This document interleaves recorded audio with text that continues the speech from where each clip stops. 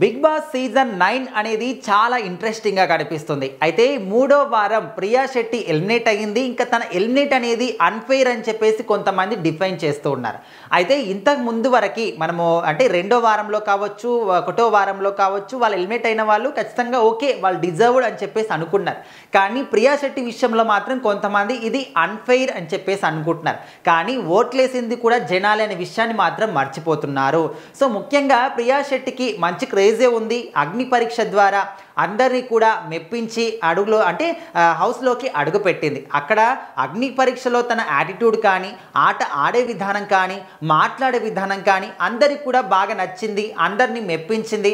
అందరూ కూడా ఓటింగ్ చేశారు. హౌస్లోకి అడుగుపెట్టే విధంగా చేశారు.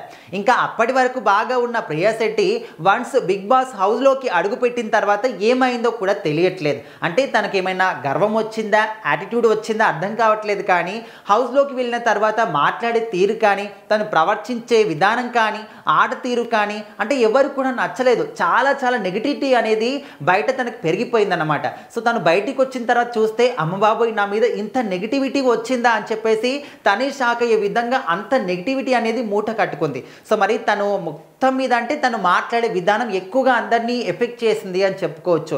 ముఖ్యంగా శ్రీజ, ప్రియా శెట్టి అంటే వీళ్ళు మాట్లాడే మాటలు చాలా ఘోరంగా ఉంటాయి. అంటే అందరికి కూడా విరక్తి తీసుకొచ్చే విధంగా ఎప్పుడు కూడా అరవడం కానీ ఈ విధంగా అనిపిస్తూ ఉంటుంది. సో ఆ విధంగా కూడా తనకు చాలా నెగిటివిటీ అనేది వచ్చింది. సో ఓవరాల్గా మూడో వారం సోల్జర్ పవన్ కళ్యాణ్ గారు అదేవిధంగా ప్రియా శెట్టి ఇద్దరు కూడా చాలా తక్కువ ఓటింగ్ వీళ్ళిద్దరికీ వచ్చిందనమాట. ఇంకా లాస్ట్కి వీళ్ళిద్దరే మిగిలిపోయారు. ఇంకా సోల్జర్ పవన్ కళ్యాణ్ గారు బై మిస్టేక్లో ఆయన సేవ్ అయిపోయాడు. ఇక్కడ ప్రియా శెట్టి గారు ఎలిమినేట్ అయిపోయారనమాట.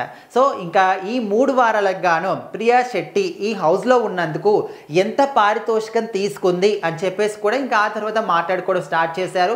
అండ్ ఒక్క వారానికి గాను 80,000 రూపాయలు ప్రియా శెట్టికి అయితే ఇవ్వడం జరిగింది. ఈ 3 వారాలకు గాను 2,40,000 రూపాయలు మాత్రం ప్రియా శెట్టికి అందాయి. సో ఓవరాల్గా అయితే తను బిగ్ బాస్ హౌస్లో ఉన్న రోజులు కూడా అందరినీ కూడా కొంచెం అయితే మెప్పించింది. ఇంకా బయట అంత నెగిటివిటీ వచ్చింది కాబట్టి మాట్లాడే విధానం కరెక్ట్గా లేకపోవడం అనేది తనకి బయటికి రావడానికి అయితే ఒక మంచి దారి తీసుకొచ్చింది. తనంతట తానే ఇదంతా కూడా చేసుకుంది అని చెప్పేసి ఇంకా కొంతమంది తన సపోర్టర్లు మాత్రం ఇది అన్ఫేర్ అని అయితే ఈ విధంగా అనుకుంటున్నారు.